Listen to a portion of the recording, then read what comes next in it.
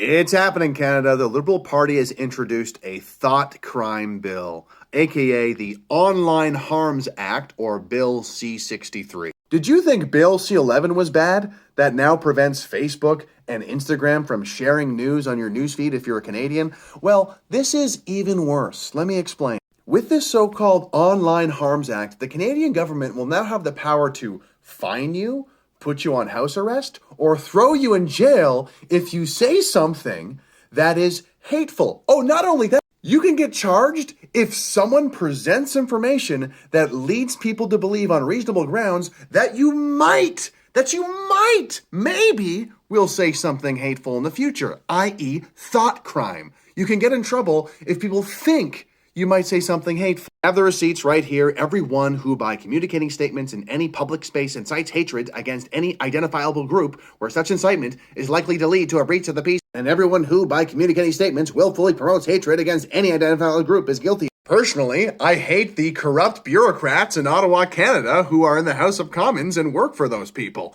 Is that a hateful statement? Is that going to get me thrown in jail? This will obviously be used by people in power to persecute political dissidents or anybody who criticizes people in the government. Historically, that's exactly how these laws are used and abused. But I didn't even get to the worst part. This part of the bill that reads, fear of hate propaganda offense or hate crime. A person may, with the Attorney General's consent, lay an information before a provincial court judge if the person fears on reasonable grounds that another person will commit those two things that I just said before. This bill is not just about preventing the hate of an identifiable group or communicating such. It's, no. If we think that you might commit a hate crime by hating a group of people or implying that you hate a group of people, then we can also charge you, put you on house arrest, potentially throw you in jail. That's what's in this bill, the Online Harms Act. And it's very, very concerning, Canada, because very few people are talking about the thought crime aspect of this bill.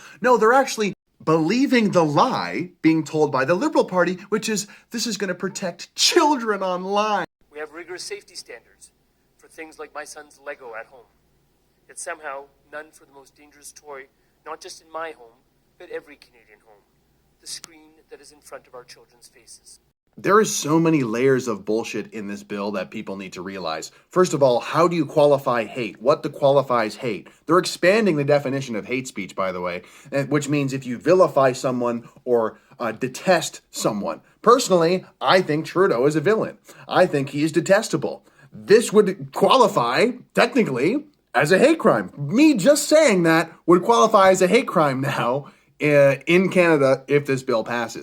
And you think when people say, oh, F white people suck, Christians suck, conservatives suck, they are, they're horrible bigots, racists. Do you think that is vilifying somebody and basically encouraging people to detest conservatives? Do you think that's going to be enforced by the bill? Of course not. Of course not. Of course they're not going to enforce this equally.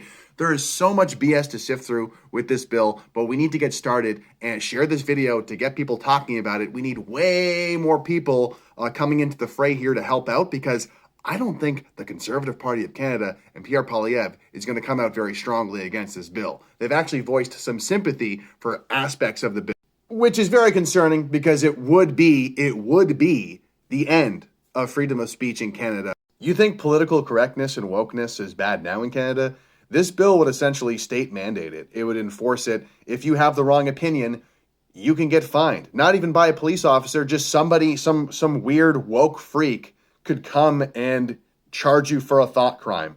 It would create the worst kind of culture imaginable of tattletales and losers, and it would create this kind of culture of Canada of like, oh, I don't want to say anything inappropriate. It would literally enforce that by law. It would be a nightmare.